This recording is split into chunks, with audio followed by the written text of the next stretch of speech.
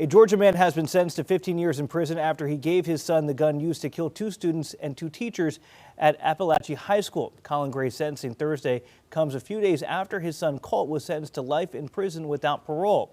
Colt, who is now 15, pleaded guilty to the September 2024 shooting in Winder, Georgia. A jury found his father, Colin Gray, guilty of second-degree murder back in March. Joining us now, again, our chief legal analyst, Khalif Rhodes. Khalif, this is just a tough case. You know, you're a defense attorney. You're also a parent.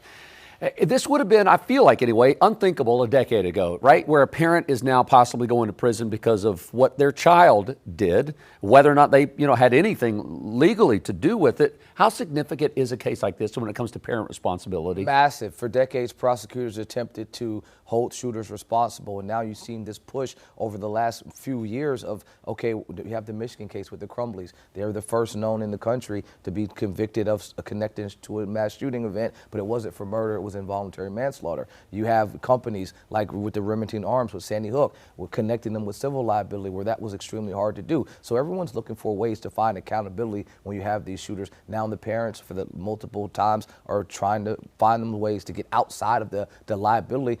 Georgia's situation was significantly different than the Michigan case for a couple of reasons. The main portion is Georgia's law allowed felony murder to connect the father to this situation. The facts were very similar, just the state laws were different, and because of that, prosecutors in Georgia went with felony murder, and they got to felony murder with a second-degree cruelty to children. So because they charged him with second-degree cruelty to children, which is a felony, now you can get to felony murder. If I'm assisting or helping or participating in the commission of a felony, anyone that dies during the commission of that felony, I could be on the hook for that. And that's how prosecutors got the father convicted for felony murder.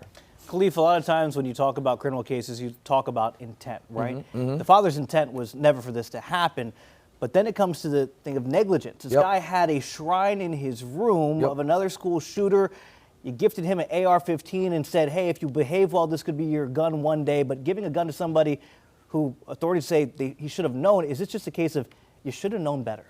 It is. I mean, but again, this is a very, like Jason said in the intro, this is a very hard case to look at while you're trying to build accountability within the legal system and find ways to ensure that these things don't happen. The father said, look, I did all the things that I could do that were in my control. I signed them up for the counseling that they had at the school. I recognized that he had some mental health issues, but I still was trying to build a relationship with my son. A lot of the things that prosecutors talk to is that you knew or should have known. So this isn't intent, and the judge talked about this. You didn't have the intent to do this, but you were criminally negligent. So it's the same standard as we talk about with negligence with any other case, duty, breach, causation, and damages. That causation, that proximate cause, you, father, were you the proximate cause of this injury? But for you purchasing the firearm, would this have occurred? But for you failing to get your son the mental health treatment additionally outside of the school counseling, would this have occurred? And the jury took 2 hours for them to recognize that, yes, this would not have occurred had you have done the things that you should have done. So you have met the standard for negligence. And it is hard to place accountability at someone that didn't pull the trigger, but your actions led up to the trigger being pulled is what they said. That shrine, for instance, the FBI came to the house. There was a call for a threat, but there was nothing followed up with that. And so after the threat, in that same year of Christmas, you buy the firearm. That's how prosecutors connect the dots with, well, if you knew this threat was out there, even if he didn't get any charges, you knew that this was something that was on his mind, this shrine to mass shooters with the words, with something happens, whatever happens, you know it was your fault. Those are the types of things by glorifying those types of mass shooters that were red flags, that were signs, and prosecutors say because those signs were there, you should have took necessary steps to avoid this. I'm sure courts and attorneys all over the country are watching this because this is so significant. You mentioned how the Georgia law is separate from the previous law up north. Yep.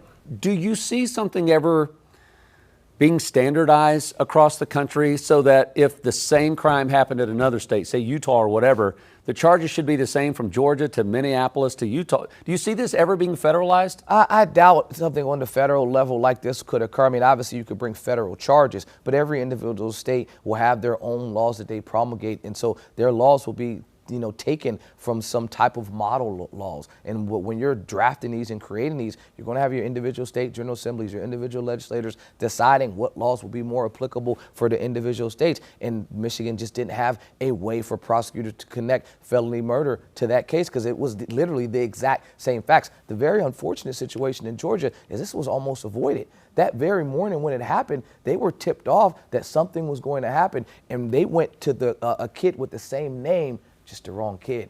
And so they end up grabbing another kid in the classroom. While they were doing that, the shooter goes out there and does this act. And so a number of things were avoidable, and there were a number of signs. A lot of times when you have situations like this, you're looking backwards. You're trying to figure out what steps could we have done and what things that we missed. But now, again, connecting criminality to the father is a new step. Khalif, real quick, we're running out of time. Do you think that because this was one of the first, not the first, but do you think they almost made an example out of him with the length of that sentence? One of the first, for sure. I don't think it was an example, and I think the judge was measured with his response. Prosecutors wanted 80 years.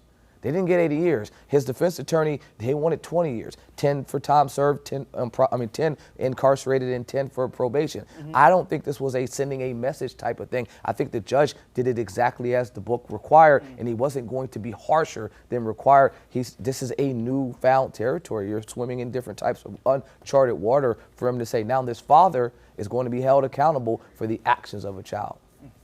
All right, Khalif, thank you very much. Final topic with Khalif coming up next hour. Queen City News Plus. Just search Queen City News on your smart TV's app store.